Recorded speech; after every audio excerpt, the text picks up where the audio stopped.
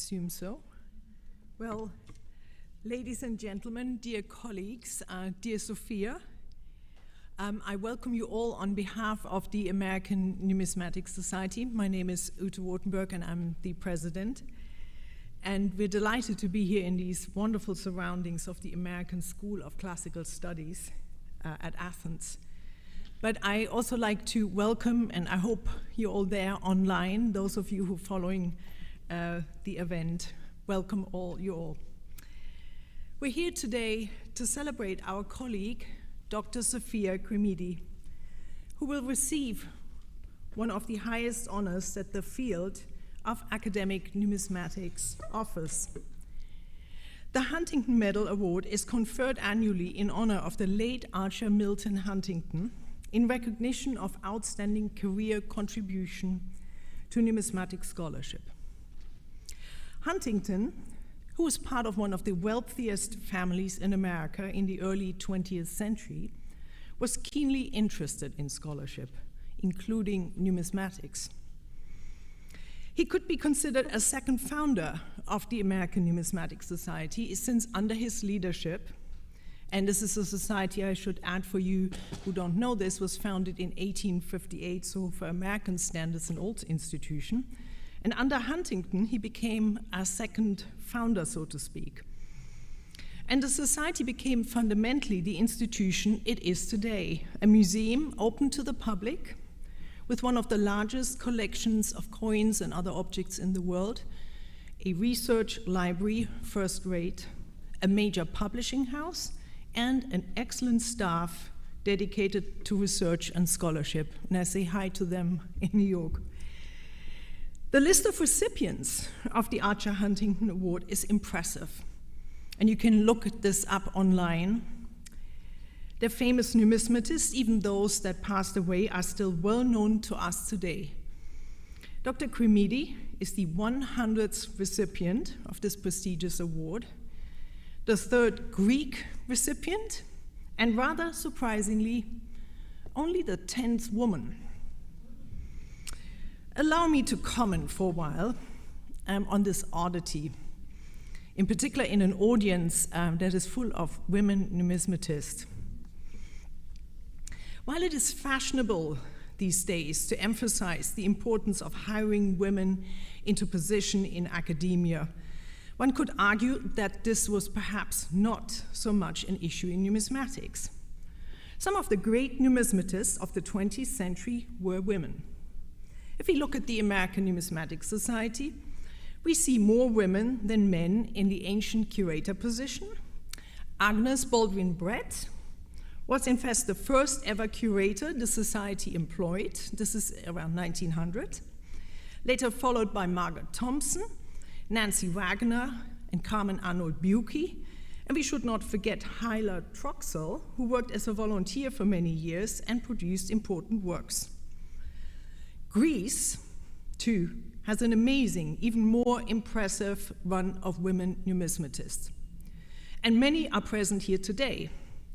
In fact, the Athens Numismatic Museum was run for many years, for most of its time, by three formidable women, whom I wish to name as representative of all the Greek women numismatists: Irina Varouka, Mando Economidou, and most recently, Despina Evgenidou, who is here today with us. It is hard to underestimate how much work and research has been carried out by all these women who dedicated their lives to making their institutions what they are today. If we look at the long-standing and most prestigious prizes in the field, the Medal of the Royal Numismatic Society and the Huntington Award, it is sad to see that juries and committees seem to have been unable to properly acknowledge the achievement that women have brought to the field of numismatics over the last century. Well, that's going to change, so let me turn to the woman we're honoring here today. The Huntington Committee of the American Numismatic Society, and some of the members are hopefully online, selected Sophia Kremydi for the 2021 award because of her strong research and publication record. As many of you know, she specializes in northern Greece, in particular in Macedonia. What is remarkable about her work is her methodology, which is based on a well-thought-out concept. Even though her focus is primarily numismatic, she approaches her material through the lens of the historian, while never forgetting the archaeological nature of the numismatic material. This careful method was already visible in her dissertation on the coinage of the Roman colony of Dion, which was completed at the University of Thessaloniki and published in 1996. This dice study of over 800 pieces is a remarkable work, in particular, as over 70% of the pieces came from excavations. In this early work, Kremydi illustrates her ability to present a dice study of bronze coins, again a rarity, which she then presents in a careful historical analysis. As reviewers pointed out, her metrological observations were particularly important in determining denominations, the sizes of the coins. While this is nowadays normal, many numismatists ignored this important aspect of bronze coinage when this book appeared at the time. Roman provincial coinage continues to be a focus of Kremydi's research, as her numerous articles illustrate. In 2004, she published in an exemplary fashion a small monograph in which she studied 3 hoards found in separate vases in the same room of a building at Dion, containing some 1,800 coins. The Huntington Committee was also impressed that she works on other periods with similar ease as in the Roman period.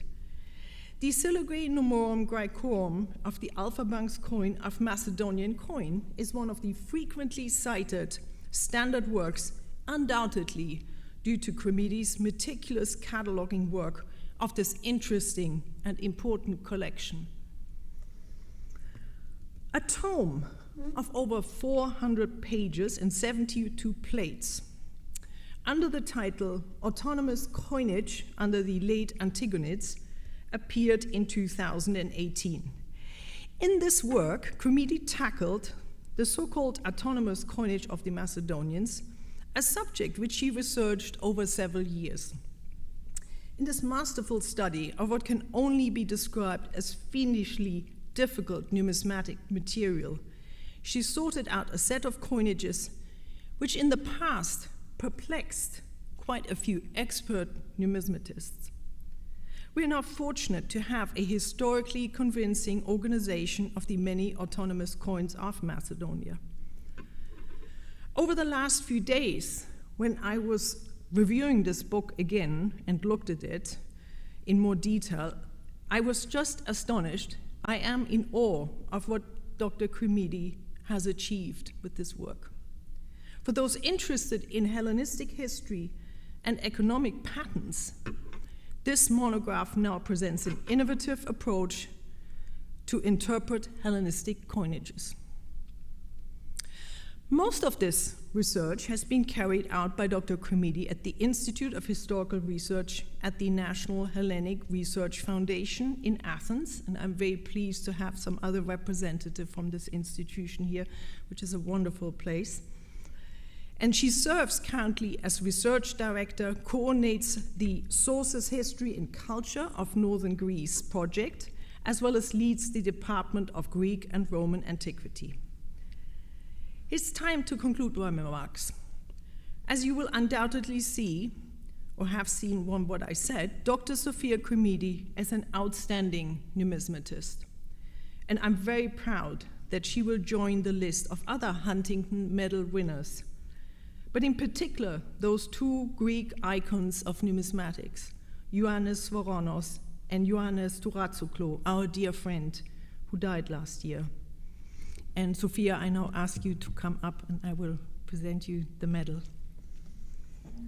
Well, we're going to do this.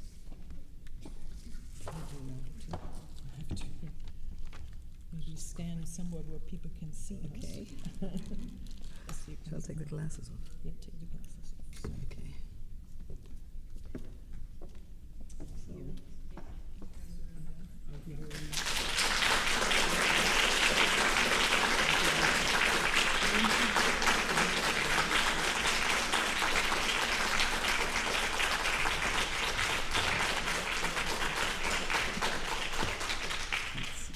Exaggerating.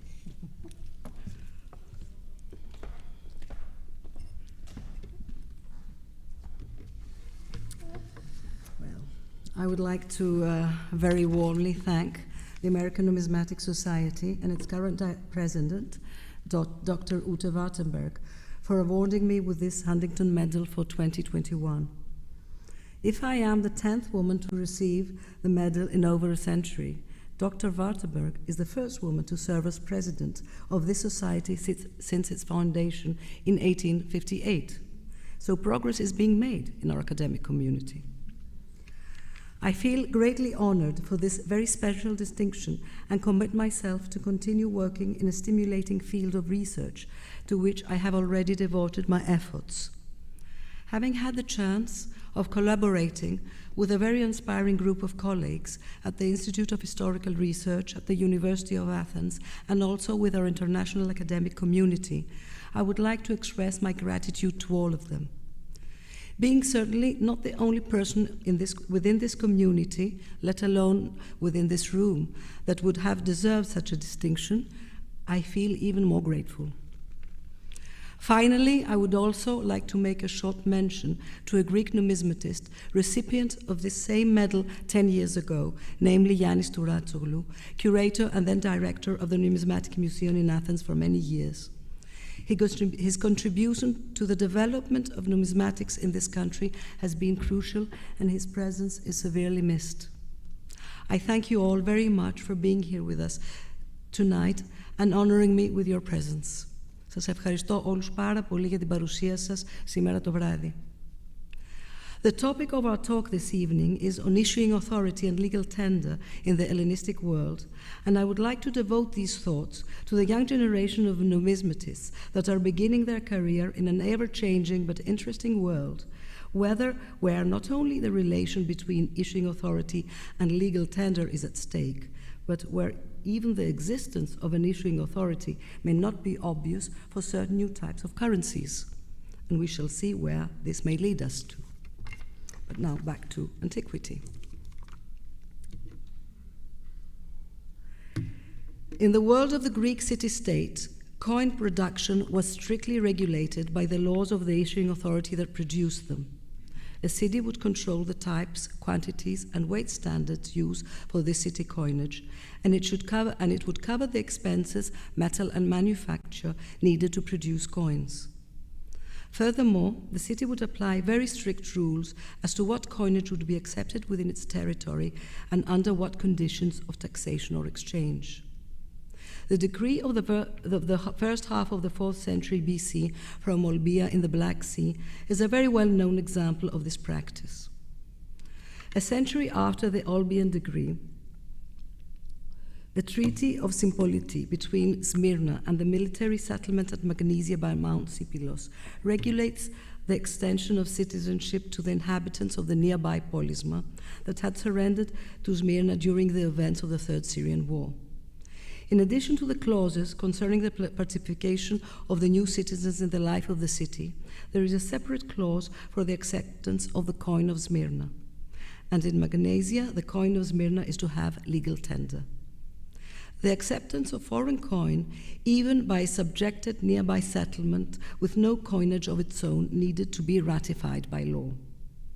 However, coins left their place of issue and traveled, and as we move into the 3rd century, into a world where the establishment of the Hellenistic kingdoms created political entities on a much larger scale than the city-states, and where cities formed allies and leagues, patterns of coin movement changed. The expanding of the Attic Standard Zone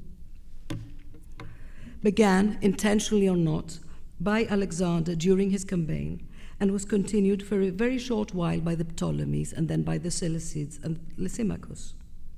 This practice led to the establishment of large geographical areas where the Attic standard was not only accepted in the market because of the credibility of its issuing authority, as happens with the Athenian coinage, but was the official standard in a large area with concrete geographical borders.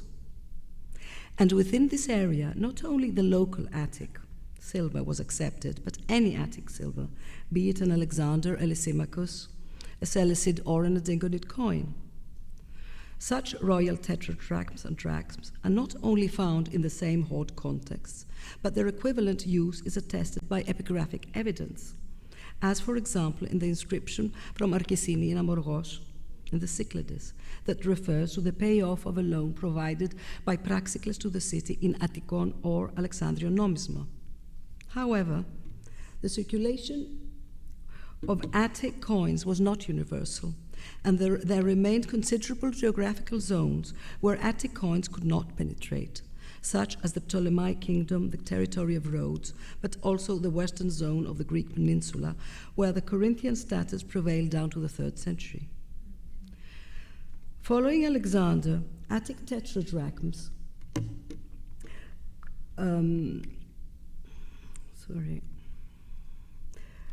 of various issuing authorities had a similar iconography that underlined the exchangeability. The establishment of the iconographic pattern, head of deity to the right on the obverse and seated deity on the reverse, that had been called an iconographic coinage on these coins, made these coins automatically recognizable to the users and differentiated them from the other coins minted on different weight standards. The opening of an important part of the Hellenistic world to the Attic standard was a crucial step in disconnecting issuing authority from legal tender, a fact that certainly facilitated payments, exchanges, and trade, a policy consciously followed by the Seleucids, as has been masterly shown by Georges Leridaire. But this talk is not all about the Attic standard. The question I want to address is to what extent the prevalence of Attic weight coins over issuing authority in international and regional transactions could have influenced the function of civic coinage in a wider sense. Hellenistic coinages that seem to question the function of civic coins as we have known them, namely those of Istyria and Rhodes. And before discussing these two mints, I should like to share some thoughts on royal bronze issues that may contribute to our topic. Bronze is considered the local coinage par excellence, as its fiduciary value is only officially accepted by the issuing authority. We teach students that bronze coins could only circulate within the territory of the state that produced them, and to a certain extent, this is true. Site finds always show a very high percentage of local bronzes, although it would be interesting to compare site finds before and after Alexander. However, we would more or less agree that the rule had not changed for the civic bronzes, that continued to be accepted only within the territory of the issuing authority. But was that always the case with the royal coins? I would like to bring into our discussion two examples that address this question in different ways. The bronze coinages of two kings that ruled Macedonia and Egypt during the 3rd century, Antigonus II Gonatas and Ptolemy III Evergetes. The bronzes of Antigonus Gonatas naturally circulated within the territory of the Macedonian kingdom and are very common as stray fans in all Macedonian sites of the Hellenistic period. Emergency hoards, buried under Gonatas in blue on the map, within Macedonia come from areas where military confrontations took place during his reign, such as the central Macedonian plain invaded by Pyrrhus and the Chalcidians. In addition to the hoards from Macedonia, coins of Antigonus are found in hoards from Thessaly, Aetolia, Attica, and especially the Peloponnese. Most interesting is a recently published find buried under Gonatas from Trapeza on the northern coast of the Peloponnese. The site has been identified with the ancient city of Ripes on a military route that connected Arcadia to the Corinthian Gulf. It was garrisoned with Macedonian forces by Cassander. This is the only lot in the Peloponnese to contain exclusively Macedonian coins and should be connected to the presence of Macedonian army. Ritual hoards discovered in burials, on the other hand, offer a different picture since they are almost exclusively found on Macedonian soil and contain Macedonian currency to an extent of 99%. It is clear that the Macedonians chose to place their own currency in the burials and not that of other issuing authorities, as happens elsewhere. Under this perspective, the regular presence of bronzes of Antigonos, together with local coins, in numerous burials from Kinos in Lokris and Medeon in Pholkis, certainly needs an explanation. Kinos was a coastal city situated on the route that connected Macedonia to southern Greece via Euboea, here, and Medeon in Pholkis, and its strategic position is underlined by the existence of a garrison in the city, directly attested by a military diagram of Philip V. In Medeon, the presence of a garrison is assumed on grounds of indirect relative evidence. The conclusion that these burials belonged to Macedonian soldiers that had stationed in the city seems unescapable. But were these coins used in the city by soldiers in their everyday life? Site finds offer further evidence. The percentage of bronzes in the name of Antigonos from an Athenian agora is exceptionally high compared to any other foreign coins, and they are far more numerous than those of any previous or later Macedonian sovereigns. And the same has been attested for the coins found at the Asclepion on the south slope of the Acropolis. These bronzes were used for the striking of Athenian coins, and Kroll has shown that practically one whole series of Athenian bronzes used the Antigone as their flans. A very similar phenomenon has been attested in Boeotia, where we know of hundreds of Boeotian bronzes overstuck on bronze Antigone of the Heracles horseman type. These overstrikes have been dated to the 2nd century BC. The fact that the Macedonian bronzes were overstruck into local issues only after the withdrawal of the Macedonian forces, decades after their arrival, as well as the countermarks they bear with their civic badges, indicate that the bronze currency of a strong military power had entered circulation in regions it controlled and was accepted for payments.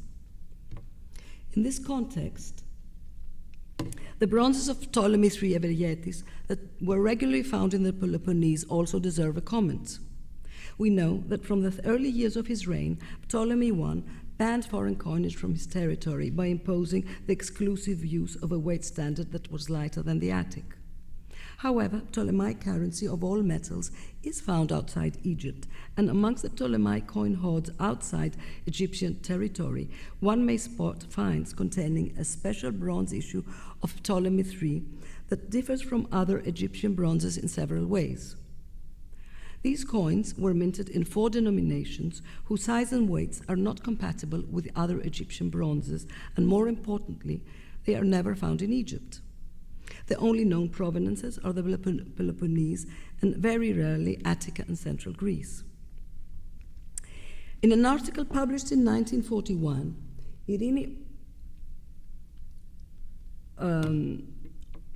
Varoucha, then keeper and later director of the Numismatic Museum in Athens, collected and presented the known provinces of the bronzes of Ptolemy III and offered a first interpretation. These provenances have been further elaborated by Katerina Chrysanthaki and recently by Catherine Lorber. To their material, we can now add one more hoard from the city of Dymi in the northwestern Peloponnese. In addition to the hoards,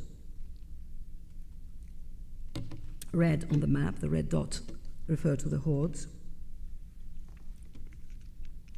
individual stray finds, blue on the map, the blue dots, of the bronze emiabols of Ptolemy III are very frequent in the areas around Megalopolis and Messini and are also found in Athens, Pholkis, and Delos. In order to understand the presence of these special issues, we need to recall the relations between the Peloponnesian cities and the Ptolemies. Ptolemaic support of anti-Macedonian forces in Greece had been constant during the 3rd century. Troops of Ptolemy II were sent to support Athens against Antigonus during the Kremydian War in the 260s. Ptolemaic naval bases were established in Attica, the Cyclades, and the Peloponnese, and have left numismatic traces. Even after the defeat by Antigonos, the Ptolemies continued to support the Achaean League, and a donation of 150 talents in subsequent installments is reported by Plutarch, who also mentions that Evergetis provided Arethos with 6 talents annually. With Ptolemaic help, in 243, the Achaean League managed to expel the Macedonian garrison from the Acrocorinth, and the absent Ptolemy III was named the Hemon of the League. But when Cleomenes of Sparta started dangerously threatening the Achaeans in the 220s, Aratos was obliged to seek the support of Antigonos, and the Ptolemies turned to the Spartans. Ptolemaic financial support is now recorded towards Cleomenes, both by Polybius and by Plutarch. The bronze Ptolemaic coins found in the Peloponnese were originally connected to the Ptolemaic help recorded in the sources, an interpretation that has been challenged by Selene Psoma and followed by Catherine Lorber. The extremely abundant presence of these coins at the excavations at Corinth is a strong argument in favor of a Corinthian mint. We know that Corinth had already produced silver coins of Ptolemy I, as well as silver Alexanders for both Ptolemy and Demetrius Poliorcetes. Their iconography also points to a provenance outside Egypt. The portrait of the ruling king is never depicted on bronze issues in Egypt, but it is found exclusively on silver and gold. This must have been a bronze coinage minted locally to cover the everyday expenses of the Ptolemaic troops that needed a currency they would somehow recognize. Whether this coinage was financed by the Ptolemies or, as in many other cases, was a burden put on the cities is an open question. The widespread of the find spots of these bronzes all around the Peloponnese, as well as their state of wear, show that they would have been used together with local coins. The recently published pot hoard from Vimy that dates to the period of the Mithridatic Wars, that is the 1st century, includes 5 heavily circulated coins of Ptolemy III and is another indication for the longevity of these issues. Although different in several ways, the Athena Pan and the Heracles Horseman bronzes of Antigonos Gonatas and the portrait issues of Ptolemy III had a similar function. They were used to pay the soldiers of a Roman army in an area beyond the territory of their kingdom and were gradually integrated into local circulation. This is yet another step of the disconnection between issuing authority and legal tender, and it concerns the very local bronze coinage. I would now like to turn to 2 silver civic coinages, these of the cities of Istiaea in Euboea and Rhodes in Caria, that despite their geographical distance have often been found together in hordes. Istiaea, or Oreos as it is often mentioned in literary sources, was a city in northern Euboea that dominated a fertile coastal plain and possessed a well-protected natural harbor. Together with the rest of the Euboean cities, it entered the Corinthian League under the leadership of Philip after his victory in Cheronea in 338, and remained on the Macedonian side thereafter. It was part of the Euboean League that was reconstituted with the initiative of Demetrius Poliorcetes in 304, at the time of the foundation of the city of Demetrias. The exact status of the city during the 3rd century has been debated, but we know that Istiaea sent Hieromnemones to Delphi between 270 and 255, a fact that shows that it retained its independence. And after the creation of the Greek Symmachy by Antigonos Doson in 224, Polybius, and after him Livy, often refer to the Euboeans as allies of the king and the Macedonians, and political ties with the Antigonid kingdom are also underlined by the celebration of games such as the Dimitria and the Antigonia. Control of Istiaea was important to Macedonia for at least 2 reasons. It defended the entrance to the Euboic and the Pagasetic Gulfs and protected the harbors of Demetrias and Chalkis, where the royal navy was regularly stationed. And second, it was on the route from Macedonia to central Greece via Euboea, the usual itinerary followed by the king and his army. During the Macedonian Wars, Antigone control over Isthia was challenged twice by the joint forces of the Attalids and the Romans, but only after the final defeat of Philip V and the new settlement imposed by the Romans in 196 was Macedonian control over Isthia permanently lost and the city declared free. During the Third Macedonian War, we learned it served as a naval base for the Romans. The close connection of Isthia and Macedonia is reflected on coinage in quite a remarkable way. The first autonomous issues of the Macedonians that we now date to the late 3rd century follow the coin types and weights standards of Isthia. And we need to see why. Isthian coinage was introduced in the late 4th century, probably just after the victory of Philip at Kyrenia. The city produced drachms on a local standard of about 350-360 grams, usually considered as reduced Attic, as well as octoballs, drachms, emidrachms, and obols on the Genetian weight. These 4th century silver issues were followed by a very abundant group of late emidrachms, whose dating has not been established with accuracy, but were struck at least from the second half of the 3rd century. Several groups of different styles have survived, many of which show unskillful and careless engraving. Their weights are very irregular, but considerably lower than the 4th century coins.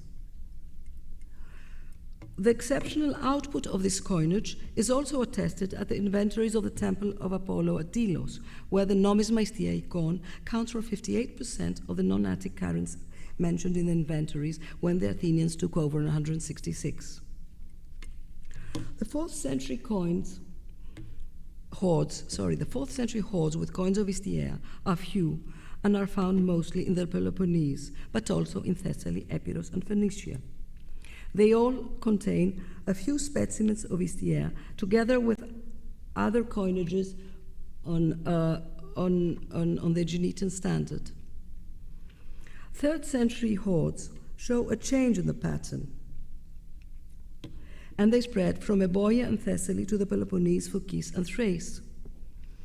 In all these finds, the currency of Isthia is still very limited and accounts for about 1 to 4% of the total. But in the late years of the 3rd century, we have a radical change. A number of hoards concentrated in the areas of Thessaly and Macedonia contain a very large number of coins of Isthia that count for 50 or 100% of the currency in these finds, together with a very similar autonomous Macedonian issues. Only 2 Rhodian coins are present in these finds.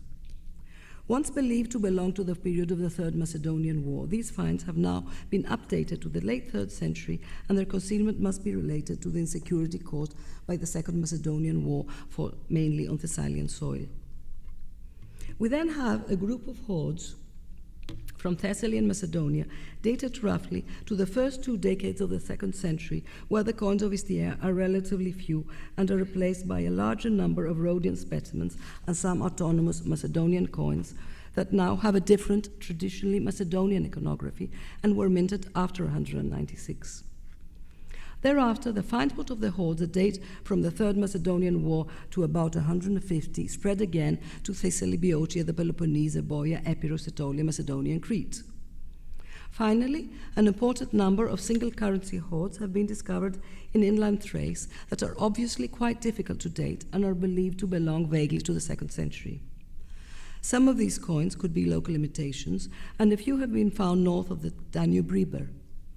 Few specimens of Isthia have also been discovered in southern France, and Gaulish imitations have come to light recently, showing that the currency of Isthia had become popular much further than one would expect for the local coinage of a Hellenistic city.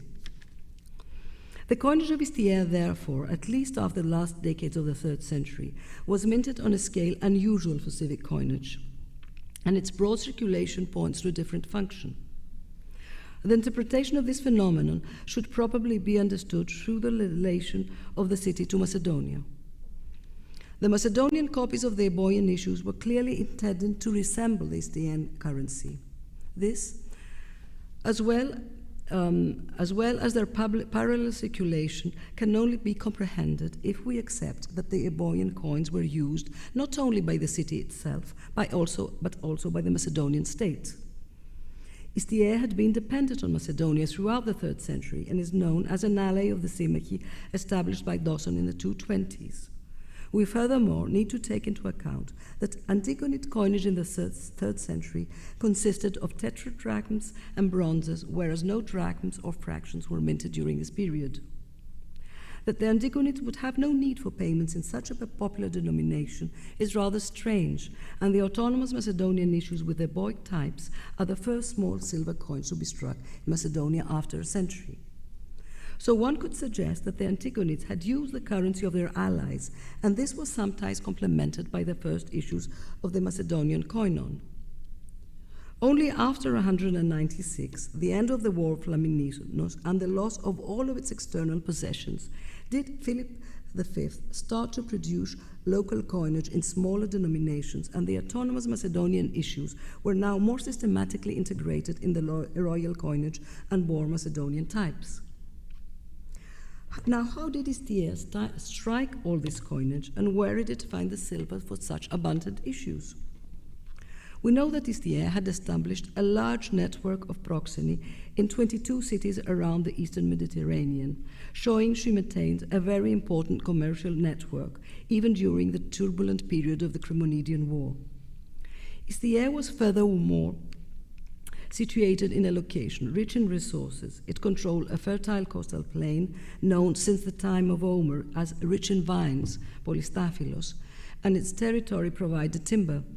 Its port was used for commerce, and Perseus is mentioned, preventing the Romans from transporting grain through Istyea.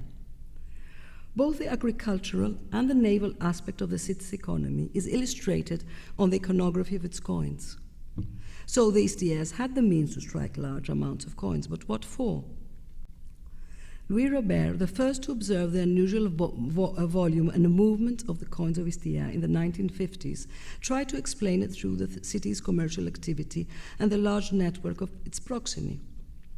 But the geographical distribution of the proxenies is very different to that of the coins, and we know that commodities and coinage do not always move together. Another possible hypothesis would be that the late imidrachms of Istyea was struck to pay the tribute isphorē to the Antigonids in the context of their alliance. Although direct evidence is scarce, the existence of irregular tributes imposed on the Euboean cities by the Antigonids was probably not uncommon in the 3rd century. We know that Polybius was notoriously pre-Roman in his account, but the declaration of Flamininus that after the liberation the Greek cities paid to the Romans half the tribute they had paid to the Macedonians cannot be completely untenable. If our interpretation is correct, providing financial support to a leading power would generate a civic currency that exceeded the needs of the city and was used by a different authority. And since these payments were on a considerable scale, the coinage would become popular and could easily spread to remote regions and various recipients. We may now turn to Rhodes. The 3 cities on the island of Rhodes merged into a single state during the last years of the Peloponnesian War and founded their new capital on the northern edge of the island facing the Carian coast. They were conquered by Alexander, but revolted after his death and declared the state independent, a privileged status that they managed to maintain throughout the Hellenistic period. Their territory included the whole island and parts of the opposite coast, the Rhodian Perea, which they gradually expanded, and after the defeat of Antiochus III, incorporated most of Caria and Lycia. The Rhodians possessed probably the most important merchant navy in the Mediterranean, and their economy was based on transporting commodities produced on their island but essentially elsewhere. The transportation of grain from Egypt was an important part of their economic activity, and they were always in close relations with the Ptolemies. Unlike the kings that needed war to make money through conquest, the Rhodians needed peace so that commerce could prosper. Eliminating piracy was crucial to their trading interests, and they are often mentioned helping cities maintain their independence, especially in areas that were important for trade, such as the Propondis region. Their importance in international trade is underlined by the enormous sums that were conveyed to them by the Ptolemies and other world leaders in order to rebuild their city after a catastrophic earthquake in the 220s, and the details are provided by Polybius.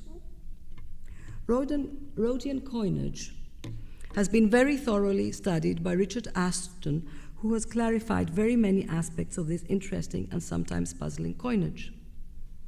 It was initially minted on the Chian standard, based on a tetradrachm of 15.3 grams, reduced to the lighter Rhodian standard in the late 340s. Tetradrachms, drachms, imidrachms, diobols, as well as some very exceptional gold issues, were minted together with numerous bronzes. During the last decades of the 3rd century, two important innovations were introduced to Rhodian currency. First, the production of large issues of drachms with weights further reduced to 2.8 grams that were struck in parallel to the full-weight didrachms and tetradrachms, and this happened around 230 according to Ashton. And second, the striking of Alexander-type tetradrachms 25 years later in about 205. The new reduced drachms were produced in much higher numbers and by a larger number of magistrates than before, and would probably have functioned as Attic tetraballs, meaning that 6 of these coins could be exchanged with 1 tetradrachm. After this anomaly for Rhodian coinage, in about 190 BC, the city once more changed its coinage by readjusting the weight of the drachm to about 3 grams and by altering its types in a way that the new coins were easily recognizable. In the 2nd century BC, in the 2nd century BC, the reduced Rhodian drachms are often found together with coins of the same types and erratic weights that sometimes lack the ethnic Rhodion and bear names not found on Rhodian coins. These are what we usually call imitations, and to these we shall return. The movement of Rhodian coinage through hoards has been studied by Alain Bresson in an important article published in 1993. Bresson concluded that the Rhodian coins circulated within the Rhodian territory, where they were the only currency to have legal tender, but were unknown to the rest of the world. And the references to Rhodian coinage in the inventories of Delos must have referred only to the imitations. However, since 1993, a considerable number of new hoards have come to light that invite us to eventually nuance certain of these conclusions. The broad picture today is the following.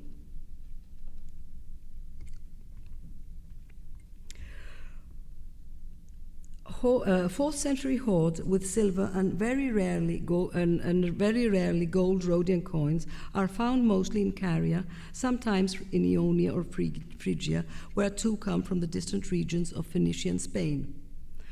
Hoards from Rhodian territory contain Rhodian currency to a percentage of nearly 100%. Anything else is clearly exceptional, and as far as I am aware, site finds reveal a similar picture. This is a clear illustration of a closed currency system where no foreign currency was accepted in the territory of the state, and Bresson has analyzed this material in a masterly way. However, Rhodian coins are also found outside the Rhodian territory, together with civic issues of cities in Asia Minor and satrapal coins. The percentage of Rhodian specimens in these finds is very limited, and the overall picture is that during the 4th century, the movement of Rhodian coins was mostly regional. The pattern of movement of Rhodian coins in the 3rd century shows a significant change. From about 280, and especially after the middle of the 3rd century, Rhodian coins started to be present in hoards from a wider geographical zone. They are found in Euboea, Thessaly, the Peloponnese, the Cyclades, and sometimes Macedonia. In addition to the few Rhodian specimens, these hoards contain royal issues on the Attic weight standard, mixed with local civic issues and Ptolemaic coins. The geographical distribution of hoards with Rhodian coins does not change much in the 2nd century. However, the number of hoards becomes much larger, and the percentage of Rhodian currency in the finds shows a sudden increase. So does the percentage of hoards that are found outside the Rhodian territory, and 25, that is nearly half of the known 2nd century hoards, originate from areas west of the Aegean, such as Thessaly, central Greece, the Peloponnese, Macedonia, and Crete. Out of 34 hoards that do not come from Rhodian territory, the majority, 22, include imitations. As for the Rhodian Alexanders, they moved in a completely different direction and are found on the Syro-Palestinian coast, on the route to the east, and in Thrace, areas where this currency was frequently used. In the 1st century, the pattern changes once more. The use of a local heavier standard keeps the Rhodian coins within the territory of the state, where plintophoric and later the post-plintophoric issues form 100% of the currency in the fines. The change of the standard, underlined by a change in the type, was a conscious policy of returning to the old system of keeping their currency within the state. I would like now to shortly return to the imitations that count for the largest amount of Rhodian currency in the 2nd century hoards. The Rhodian type currency, usually called pseudo-Rhodian, is distinguished from the original Rhodian coins in several ways. First of all, such issues are never found on Rhodian territory, and this is the only rule that applies to all of them.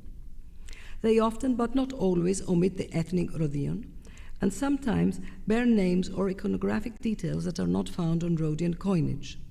They may have lower weights or may be made from lower quality silver. They have different technical characteristics.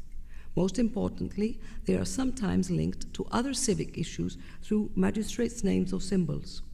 But as a whole, they are not an homogeneous group. They appear in the early 2nd century, but seem not to have survived very long. Richard Aston has devoted a large number of articles to these coins and has managed to identify many mints, some securely, some tentatively, where some identification are still pending. The broad picture is the following. A first group of didrachms and drachms found in Crete and attributed to a Cretan mint have been dated to the late years of the Cretan War, on the turning point between the 3rd and 2nd centuries. Some of these coins have magistrates' names that appear on Rhodian issues, but much lower weights. Other drachms are die-linked with the above, have names that are not recorded on Rhodian coins, but have been considered to belong to Rhodians. The interpretation that has been proposed for these coins is that they were struck in Crete to pay for the Cretan mercenaries that participated in the war against Philip V and his allies. A well-known inscription, the treaty between Rhodes and the Cretan city of Hierapytna, dated to just after the Cretan War in about 200 BC, refers to payments of Cretan soldiers in Rhodian currency. What it actually says concerning the payments in Rhodion is that when the Cretan soldiers from Hierapytna are transferred to Rhodes to offer military support, the Rhodians are obliged to undertake the cost of supporting them and pay 9 Rhodian obols for the soldiers and 2 Rhodian drachms for the officers per day. So this is a payment to be made in Rhodian coinage, but on Rhodian territory. So the inscription is not all that relative to the use of the Rhodian coinage outside Rhodes. However, we do have these semi-official Rhodian issues on Cretan soil, and their connection to military payments seems probable, although the authority behind them is not very clear. The second group of Rhodian type coinage comes from southwestern Asia Minor, mostly Caria, and mints have been identified as Mylassa, Alaban, Dakos, Kavnos, and Miletos. The most prolific production was that of Mylassa, an important city in Caria that was included in the territory given to Rhodes after the defeat of Antiochus III. All these Asian mints produced Rhodian type coins for local use. The largest group of Rhodian type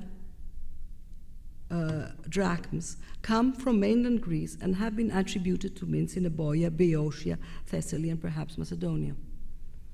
They are found in 25 hoards from these regions, and sometimes also from Epirus and Acarnania.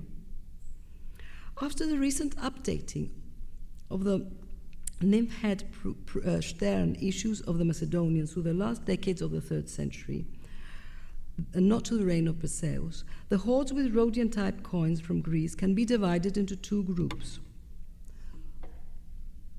The first contains hoards from Thessaly and Macedonia, dated between 196 and 179, and their concealments would be connected to the military events of the Antiochic War, fought mostly on Thessalian territory. The second group, securely dated to the reign of Perseus, includes the large hoard from Oreos in Eboia, the Metzavon hoard from Epirus, and the hoard dispersed and said to have been found in Macedonia in 1983. Now, Oreos was the port where the Roman fleet was attacked by Perseus, whereas Epirus was traumatically devastated by the Romans after Pydna. So both find spots are consistent with the military events of the Third Macedonian War. What is interesting is that the Rhodian-type currency in these 2 groups of hoards is quite different. The early hoards contain original Rhodian drachms together with imitations, and the imitations are actually quite close to the original coins in various ways. They often bear the ethnic and names that are also encountered on Rhodian coins. The material, of course, needs to be looked into in more detail, but the impression is that these issues would be a first generation of imitations struck at about the same time as the original Rhodian drachms. The later Pseudo-Rhodian issues, dated to the 170s, bear names that have no relation to the Rhodian names, and their weights are generally lower. The very abundant issue signed by Ermias is a characteristic example of this group. It bears no ethnic and no mint mark. The name is an isolated case not encountered on other issues, but its engraving is of a much better quality than other Rhodian-type coinage. The pattern of 2 groups of Rhodian-type issues dated to the 190s and then through the 170s can be parallel with the late Alexandrians, not only at Rhodes but at other mints such as Eretria or Samothrace. But what was the reason for the production of the 2.8 gram drachms and subsequently for their imitation by other issuing authorities? 2 different interpretations have been proposed for the reduction. A, it was a conscious policy of the Rhodians to produce an exportable international currency on the Attic standard, now that both the Antigonid and the Ptolemaic control in the Aegean was weakened. And B, the increased production and the simultaneous production of the drachms were due to some exceptional expenses that the state had to address. It therefore struck more money, because more money was needed, and reduced the weight to save the silver. It should be underlined that the only Rhodian denomination to be reduced was the drachm, and a rather low denomination in silver that we know was used to pay daily expenses and wages. And the circulation pattern of the drachms is not compatible with the major trading routes followed by the Rhodians.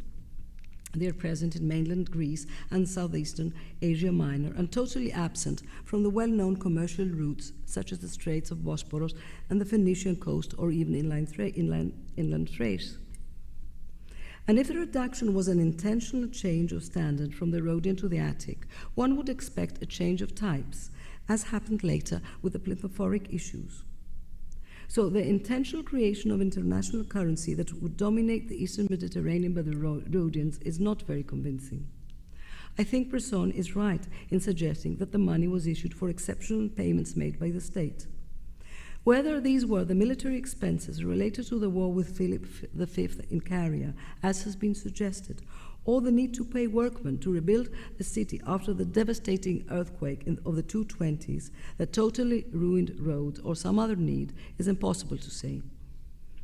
But through the payments, the reduced drachms came to the hands of foreigners and traveled with them, resulting to the wider distribution of these coins together with the Attic weight coins.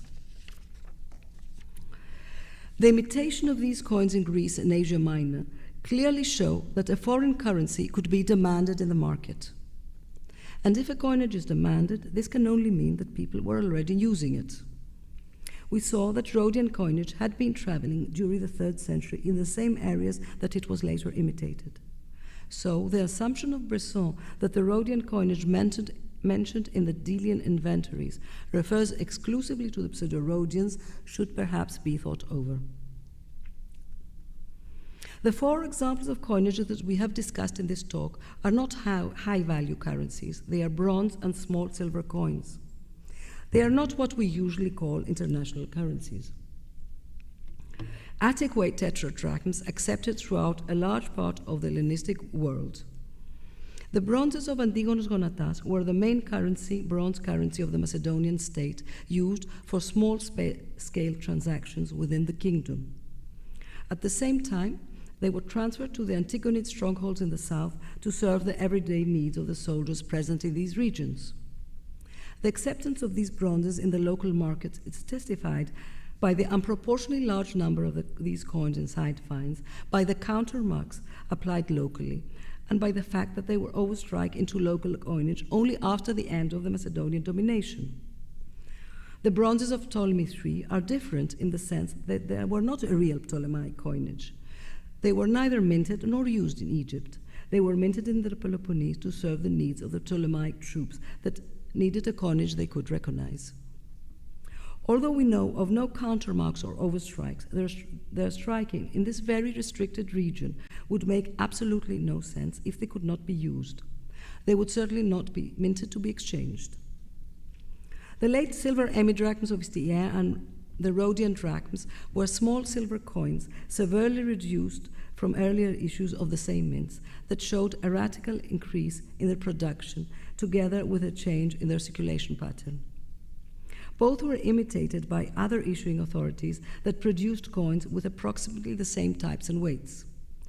Istiaea was a prosperous city and a faithful ally of the Antigonids that relied on Macedonian military protection, whereas Rhodes was an important naval trader in the Eastern Mediterranean, one of the regional powers. But both were far from being a leading power in the Hellenistic world. The imitation of the coins of Istiaea by the Macedonians is a highly unusual practice and testifies to the use of this coinage by the Macedonian state. So regardless of the interpretation that we accept for their minting, one must accept the use of the Euboean and Rhodian currencies outside the territory of the minting authority, not only in private transactions, but also in payments by other state authorities. This exceptional use of civic coinage is an innovation that probably occurred after the creation of the Hellenistic kingdoms, states that controlled large territories within which existed cities with various status and political or economic relations with a central authority, relations that were not always clear and straightforward. And even the strong currency that dominated the Hellenistic world, the Alexander-type tetradrachms produced at civic mints, should be considered in this context. I thank you very much.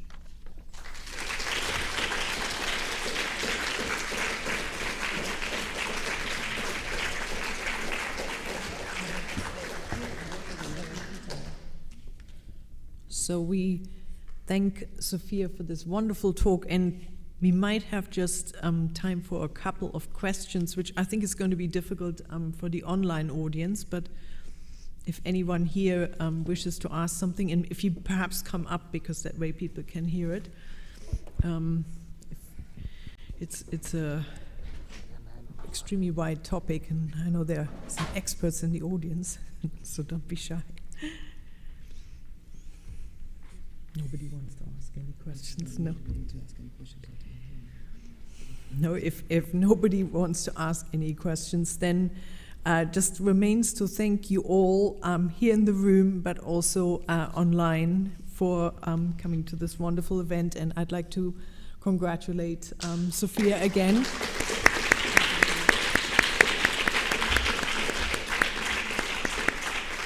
And I believe there is still some refreshments left outside, and I'm afraid for the online audience, you have to come to Athens next time. Thank you very much. Bye-bye.